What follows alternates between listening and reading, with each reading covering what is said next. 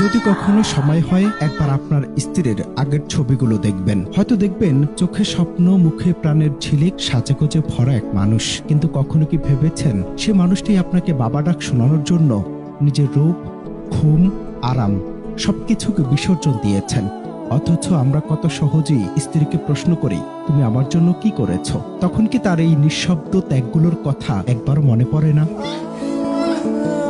সম্প্রতি সামাজিক যোগাযোগ মাধ্যমে ছড়িয়ে পড়া একটি ছবি ঠিক এমনই প্রশ্ন ছুড়ে দিয়েছে সমাজের সামনে। ছবিতে দেখা যায় একজন মা তার সদ্য জন্ম নেয়া সন্তানকে কোলে নিয়ে বসে আছেন, ক্লান্ত চোখে তাকিয়ে আছেন স্বামীর দিকে। আর সেই স্বামী মোবাইল ফোনে স্ত্রীর পুরনো কিছু ছবি দেখছেন। ছবির ভেতরে সেই নারী যিনি একসময় চাঁদের মতো সুন্দর ছিলেন, আজ সন্তান জন্ম দিতে গিয়ে হারিয়েছেন তার আগের রূপ আর সৌন্দর্য, কিন্তু পেয়েছেন জীবনের সবচেয়ে বড় পরিচয়, মা।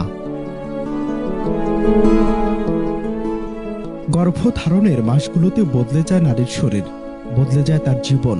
রাতের ঘুম হারায়, শরীর ভেঙে পড়ে, মানসিক যুদ্ধ চলে প্রতিদিন। তবুও সে হাসে, কারণ তার সামনে একটাই স্বপ্ন, তার সন্তান। একজন নারী শুধু সন্তান জন্ম দেন না, তিনি নিজের একটা অংশ দিয়ে নতুন জীবন তৈরি করেন। এই ত্যাগের ঋণ কোনো স্বামী, কোনো সন্তান, কোনো সমাজ কেউ কখনোই পুরোপুরি শোধ করতে পারে না।